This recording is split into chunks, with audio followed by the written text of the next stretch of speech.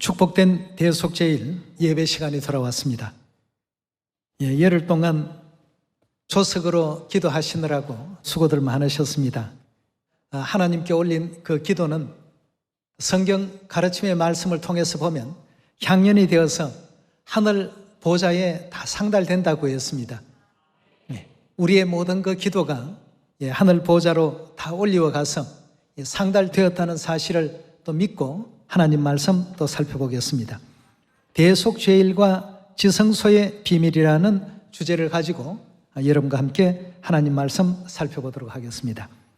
오늘 진리 말씀 들어가기 전에 여러분들에게 탈무드에 나오는 간단한 내용 한 가지를 또 소개해 드리겠습니다.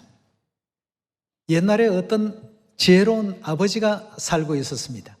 아들을 이제 훌륭하게 또 키우기 위해서 먼 나라에 유학까지 보냈고 말이죠. 그러다가 그 아버지는 병을 얻어서 죽기 전에 그 종에게 유언장을 하나 보여주었습니다. 그 유언장 안에는 그 모든 재산은 종에게 다 주면서 한 가지만 아들에게 주도록끔 적혀 있었습니다. 그리고 아버지가 병을 얻어서 돌아가셨다는 사실을 아들에게도 절대 알리지 말라고 했습니다. 왜냐하면 공부하는데 지장이 되니까. 그 공부를 다 마치고 고향에 돌아오거든 꼭 이 유언장을 보여주고 전체 재산은 종인 너가 다 갖고 아들에게는 그가 요구하는 무엇이라도 한 가지만 주라고 하면서 유언을 남기고 죽었습니다. 아들이 이제 학업을 다 마치고 유학 생활이 끝나서 고향에 와서 보니까 그 아버지가 돌아가셨습니다. 그리고 아버지의 유언장을 이제 종이 그 아들에게 보여주었습니다. 너무나도 기가 막혔습니다. 우리 아버지가 이런 아버지가 아니신데 왜 이렇게 했을까? 아버지의 깊은 그 속뜻을 알 길이 없어서 가슴이 답답했습니다. 그래서 여러 날 동안 궁리를 하다가 그 이웃 동네에 아주 지혜로운 랍비에게 아버지의 유언장을 보여주면서 이 많은 재산을 종에게 다 주라고 하시고 내게는 한 가지만 이렇게 남기셨는데 어떻게 이걸 받아들이면 좋겠느냐.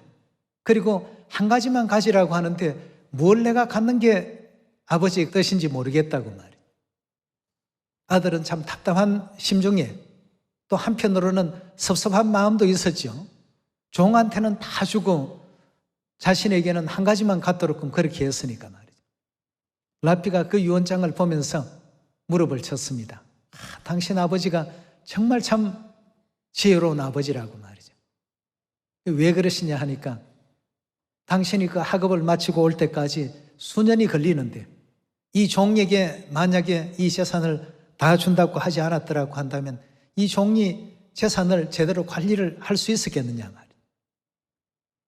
그리고 만약에 아버지가 그런 유언을 남기지 아니하고 다 아들에게 주라고 했으면 종은 이 재산을 다 빼서 다른 데로 이렇게 가져갔을 것이다 말이에요. 근데 지금 전 재산이 고스란히 그대로 보존되어 있지 않느냐 말이에요. 그래서 당신 아버지가 너무 참 현명한 분이시라고, 현명하다고 하는 것에 대해서 아들은 이해가 안 되었습니다. 이 모든 재산을 당신이 딱 한 가지를 갖게 되면 다 가질 수 있는 것이다고 말이에요. 그래서 뭐냐고 하니까 그 종을 가지라고 말이에요.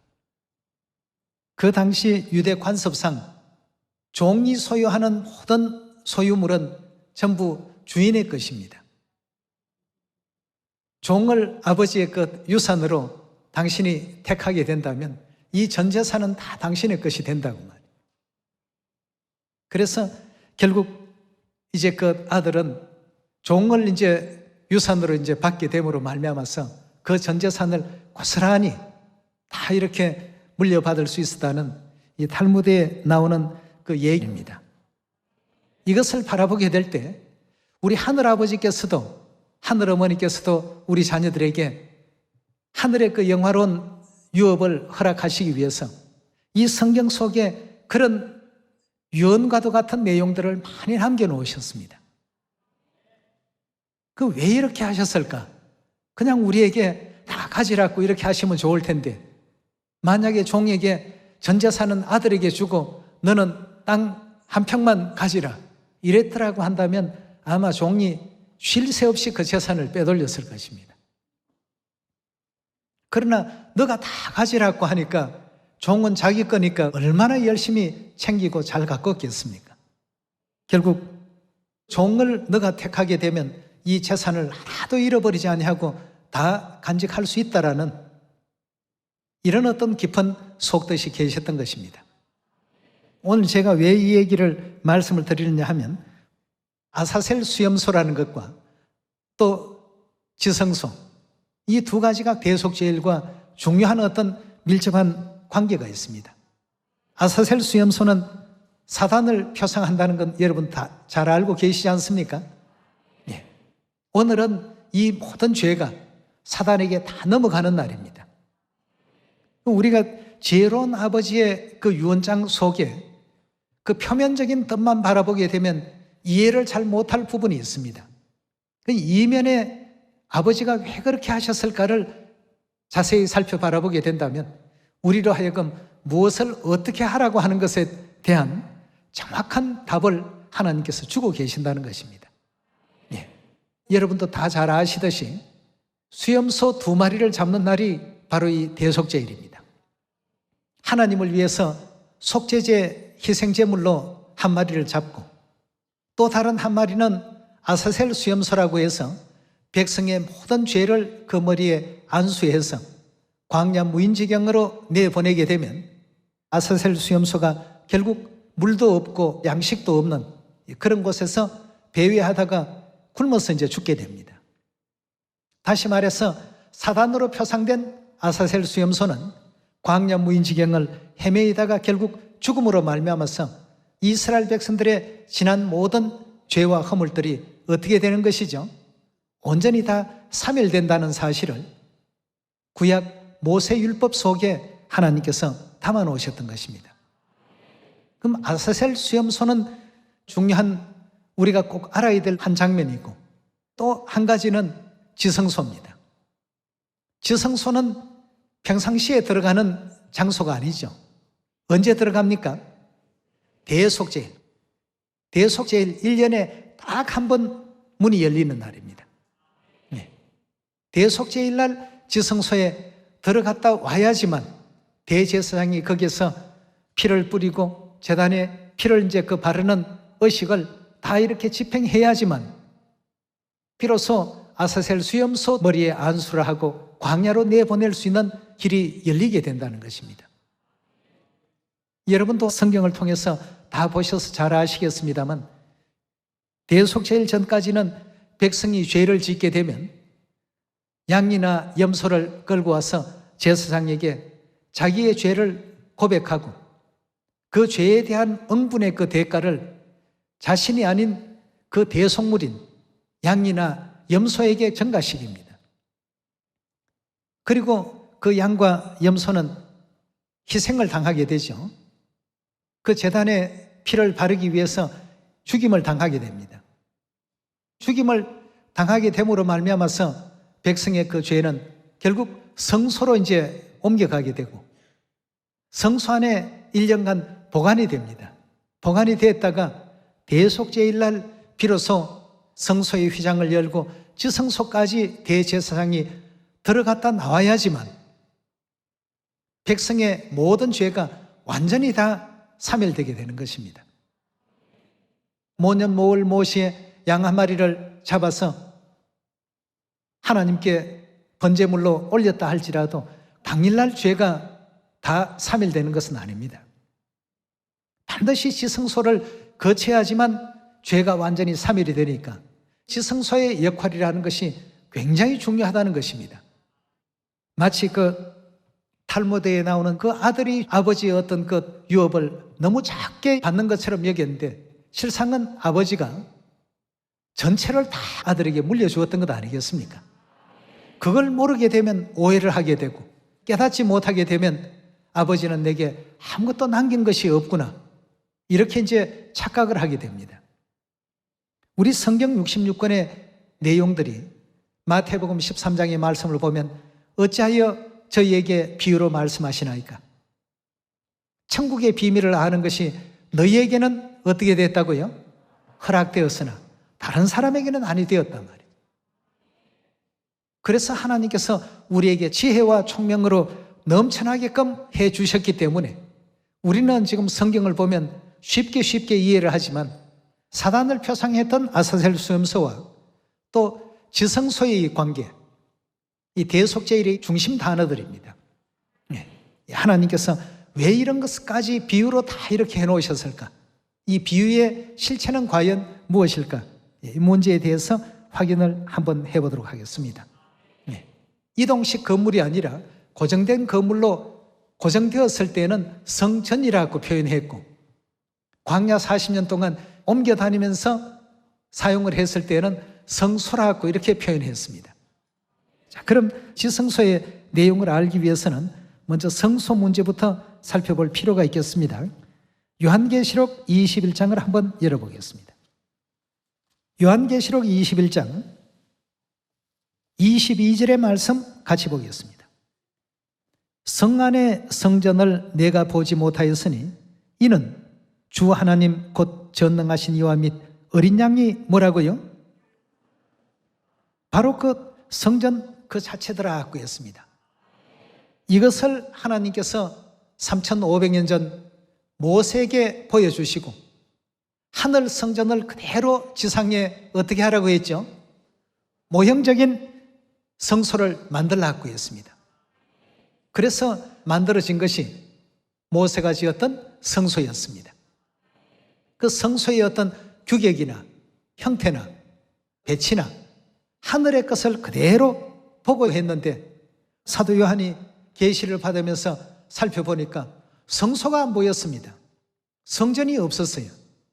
근데 알고 보니까 누가 성전이었다고요? 어린 양이 바로 그 성전이더라고 했습니다. 자, 우리가 겉에 보면 하나의 어떤 건물로 보이지만 그 내부에는 들어가면 앞칸을 성소라고 하고 뒷칸을 지성소라고 하지 않습니까? 어린 양이 곧 성전이라고 했으니까 예수님이 곧 성경에서 말하는 성전이라고 이렇게 알려주고 있습니다. 자, 그 장면을 좀 더 구체적으로 살펴보도록 합시다. 마태복음 27장입니다. 마태복음 27장 50절의 말씀 함께 보겠습니다. 예수께서 다시 크게 소리 지르시고 영혼이 떠나시다고 했습니다.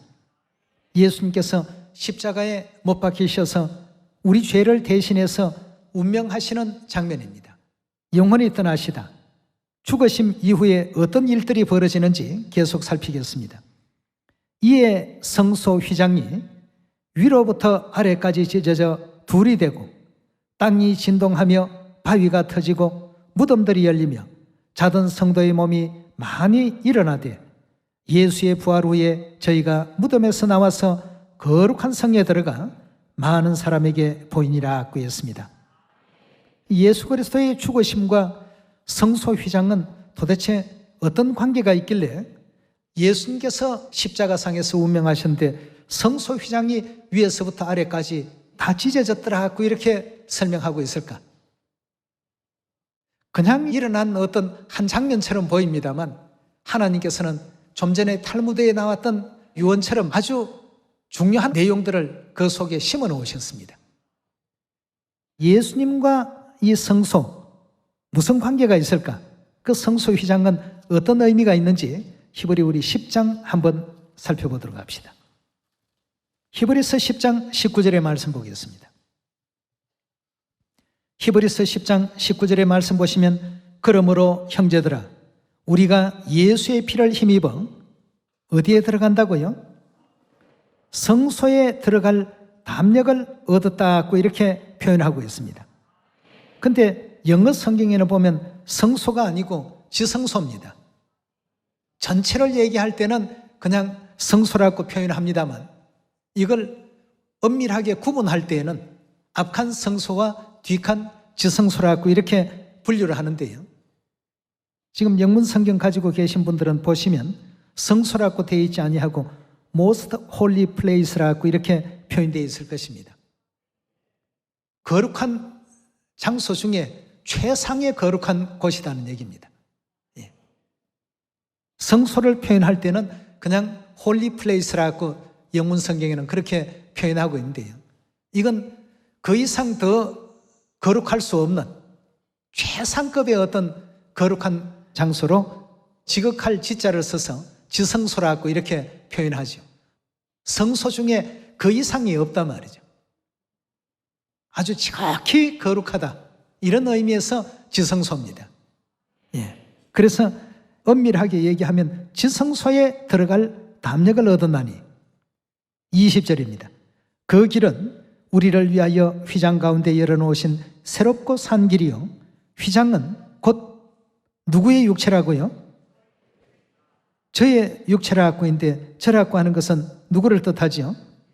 예수님의 육체니라고 했습니다. 성소 앞칸과 뒷칸을 가르는 칸막이 역할을 하는 것이 휘장입니다.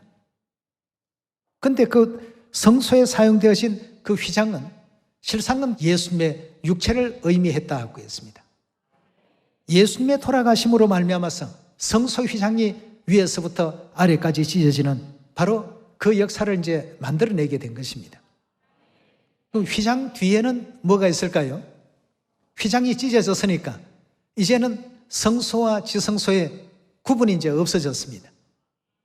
그동안에는 휘장을 통해서 지성소로 들어갈 수 있는 길이 막혀 있었는데 휘장이 찢어짐으로 말미암아서 즉 그리스도의 어떤 죽으심이 있음으로 말미암아 지성소로 누구든지 바로 나아갈 수 있도록끔 하나님께서 길을 열어놓으셨더라고 했습니다. 예, 우리가 지성소 문제를 공부할 필요가 있겠습니다. 6장 19절로 넘어가 보겠습니다. 히브리서 6장 19절의 말씀 보겠습니다. 우리가 이 소망이 있는 것은 영혼의 닷 같아서 튼튼하고 견고하여 어디로 들어간다고요? 휘장 안에 들어가나니 했는데 휘장 아니라고 한다면 어디를 가리킵니까? 지성소입니다. 지성소로 누가 먼저 들어가셨습니까? 예수님께서 먼저 지성소에 가시고 뒤따라서 누가 갑니까? 구원받을 자녀들이 이제 들어가게 되어 있습니다. 그리로 앞서가신 예수께서 멜기세덱의 반차를 쫓아 영원히 대제사장이 되어 우리 위에 들어가셨나니라고 했습니다. 지성소에 대제사장이 들어가시는 날이 언제라고요? 오직 1년 1차 대속제일, 이 하루입니다. 지금 저와 여러분들이 이런 진리 안에 있다는 것은 너무나도 하나님께 축복받은 일이라고 볼 수가 있겠죠. 네.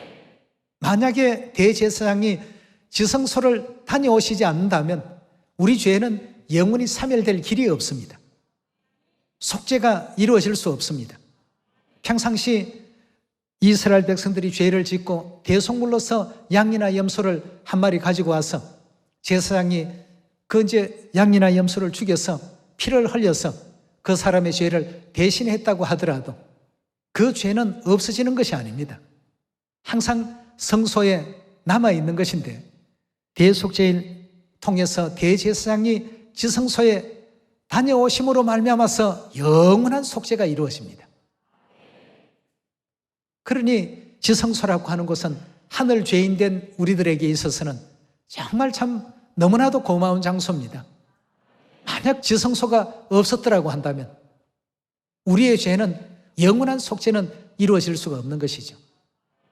이런 구약 모세 율법들을 보게 된다면 결국 이 지성소는 뭘 우리에게 알려주기 위해서 언급해 놓으시고 하늘의 것의 모형과 그림자라 하시며 하늘에 있는 그대로 이 지상에 모세를 통해서 세우게끔 그렇게 하셨을까? 그리고 성 안의 성전을 내가 보지 못했는데 곧 어린 양이 그 성전이시더라. 그러면 성전 중에서도 뒷칸에 있는 지성소는 과연 무엇을 뜻하고 있는지를 열왕기상 우리 6장 통해서 확인해 보도록 하겠습니다. 열왕기상 6장 14절입니다. 6장 14절의 말씀 보시면 솔로몬이 전 건축하기를 마치고 백향목 널판으로 전의 안벽 곧 전마루에서 천정까지의 벽에 입히고 또 잣나무 널판으로 전마루를 놓고 전 뒤편에서부터 20규빗 되는 곳에 마루에서 천장까지 백향목 널판으로 가로막아 전의 내소 곧 지성소를 만들었으며 성소는 들어가는 출입문 가까이 있고 지성소는 그보다도 더 안쪽에 있기 때문에 내소라고도 이렇게 표현했습니다. 전의 내소 곧 지성소를 만들었으며 17절입니다. 내소 앞에 있는 외소 곧 성소의 장이 40규빗이며 전 안에 입힌 백향목에는 박과 핀 꽃을 아로새겼고 모두가 백향목이라 돌이 보이지 아니하며 여호와의 언약궤를 두기 위하여 전 안에 내소를 예배하였는데 그 내소의 지성소의 다른 표현이 내소입니다. 그 내소의 속이 장이 몇 규빗요? 20규빗이요. 광이 20규빗이요. 고가 20규빗이요. 장과 광과 고가 다 똑같습니다. 모세를 통해서 하나님께서 성막을 지을 때도 똑같은 양식을 보여주셨듯이 솔로몬이 성전을 건축하는 이 시대에도 지성소의 그 형태는 조금도 달라지지 않았습니다. 장과 광과 고가 다 어때였습니까? 다 똑같은 이런 형태로 지성소를 짓게 되었습니다. 여기를 다녀와야지만 완전히 죄가 없어지게 됩니다. 그렇지 않으면 죄는 항상 성소에 머물러 있을 뿐입니다. 그럼 이 지성소는 모양이 장과 광과 고가 같다는 것을 솔로몬 성전 건축 당시의 내용을 통해서 확인할 수가 있는데 사도 요한의 계시 가운데 이 장면이 다시금 또 등장하고 있습니다. 요한계시록 우리 21장을 열어보도록 하겠습니다. 요한계시록 21장 9절의 말씀 보도록 하겠습니다. 7 대접을 가지고 마지막 7 재앙을 담은 7 천사 중에 하나가 나와서 내게 말하여 가로되 이리 오라. 내가 신부 곧 어린 양의 아내를 내게 보이리라 하고 성령으로 나를 데리고 크고 높은 산으로 올라가 하나님께로부터 하늘에서 내려오는 거룩한 성 뭘 보여주었다고요? 예루살렘을 보였더라 하고 했습니다. 자, 이 예루살렘에 대한 이 장면을 16절로 넘겨서 한번 보도록 합시다. 16절입니다. 그 성은 즉 예루살렘 성은 네모가 어떠하다고요?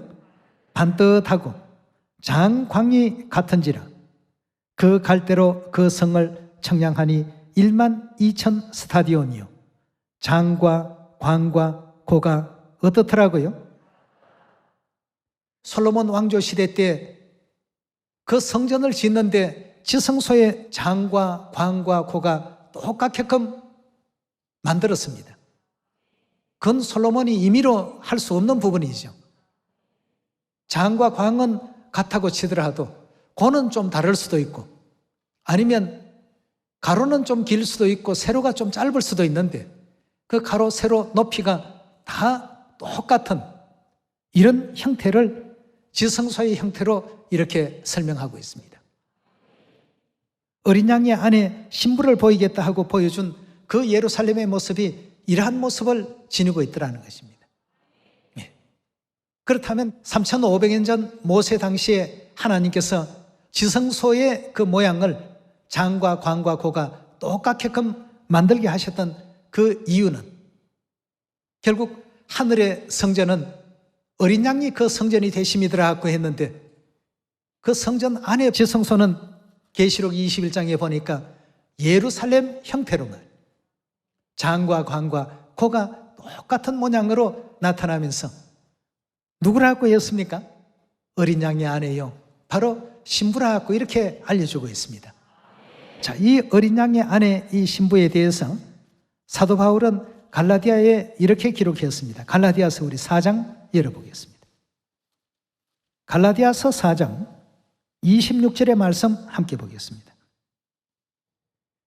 오직 위에 있는 예루살렘은 우리가 좀 전에 보았던 계시록 21장에 등장한 그 예루살렘은 자유자니 곧 누구시라고요? 우리 어머니라고 했습니다. 결국 구약의 율법을 통해서 지성소의 그 중요성을 우리에게 일깨워 주었습니다. 1년에 딱 한 번 들어가는 지성소인데 그 길을 들어가지 않고서는 백성들의 모든 죄가 결단코 온전히 사멸될 수가 없었던 이치와 마찬가지로 예루살렘 우리 하늘 어머니에 대한 믿음을 온전히 우리가 갖지 못한다면 완전한 죄사함에 나아갈 수 없다는 사실을 우리에게 또 일깨워주고 계십니다. 우리가 대제사장이 지성소에 평소에도 아무 때라도 들어가고 나오고 할 수도 있지 않았겠는가 생각할 수도 있겠습니다만 하나님께서는 그렇게 정하시지를 않았습니다. 딱 이 대속죄일 외에는 허락지를 않았습니다. 여러분들과 저는 하늘에서 죄를 짓고 이 땅에 내려온 범죄한 천사들 아닙니까? 예, 하늘에서 씻을 수 없는, 용서받을 수 없는 죄를 짓고 이 지구 도피성으로 전부 쫓겨온 인류 인생입니다. 그래서 그 예언의 어떤 시간이 되면 아버지 하나님, 어머니 하나님께서 우리를 불러주십니다. 계시록 22장 17절의 말씀 보겠습니다. 성령과 신부가 말씀하시기를, 성령은 어린 양 대신 그리스도를 뜻하지요. 신부는 계시록 21장에 예루살렘이라고 표현했는데 위에 있는 예루살렘은 자유자니 누구라고요? 다시 말하면 아버지와 어머니께서 말씀하시기를 어떻게 하라고요? 오라 하시는도다. 듣는 자도 오라 할 것이요 목마른 자도 올 것이요 원하는 자는 값없이 생명수를 받으라 하시더라고 했습니다. 죄사함 얻기를 원하는 사람들은 다 성령과 신부에게 나아가야 되겠습니다. 이스라엘 백성이 죄를 지으면 꼭 자기 죄를 대신할 대속물인 양이나 염소를 가지고 어디로 갑니까? 성소로 제사장들을 찾아갑니다. 성소에 가면 제사장은 그 사람의 죄를 대신해서 양이나 염소를 희생시킵니다. 그럼 1년간은 대속제일까지는 성소에 죄가 보관이 됩니다.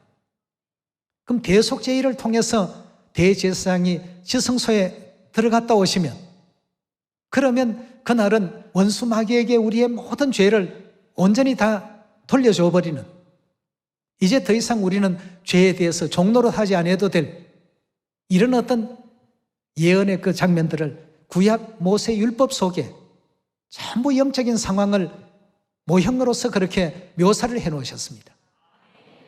우리는 아버지 어머니께서 오라고 하시는 그 부르심을 따라서 오늘 이 자리에 왔습니다. 얼마나 참 다양한 일이고 감사한 일입니까? 예. 만약 어머니 하나님을 만나지 못하고 아버지 하나님을 만나지 못했다면 여러분과 저의 크디 큰 그 죄는 무엇을 통해서 용서가 되고 속죄가 되겠습니까? 예, 이런 아버지 하나님, 어머니 하나님의 그 부르심을 요한계시록 맨 마지막에 하나님께서 열거해 놓으시고 죄의 종노릇 하다가 지친 영혼들, 또 죄 중에 살다가 고통받은 모든 인류 인생들에게 쉼이 필요하다면 다 내게로 오라. 내가 너희를 편히 쉬게 하리라. 생명수 샘 물가로 너희들을 인도하리라 말이에요. 이렇게 이제 외쳐주신 이 모든 장면들이 마치 서두에 얘기했던 현명하고 지혜로운 아버지가 아들을 위해서 멋진 그 유언장을 써놓으신 것처럼 성경 66권에 이런 비밀한 어떤 뜻을 담고 하나님께서는 어머니 하나님을 따르라 말이죠. 엘리사는 엘리야를 따르고 여호수아는 모세를 따르고 베드로는 예수님을 따랐듯이 나는 어머니를 따른다 말이에요. 아버지께서 친히 그 모든 일을 본보여 주셨습니다. 오늘 저와 여러분들이 대속의 크신 그 은혜를 덧입기 위해서는 지성소가 필요합니다. 지성소가 없는 죄사함은 절대 일어날 수가 없습니다.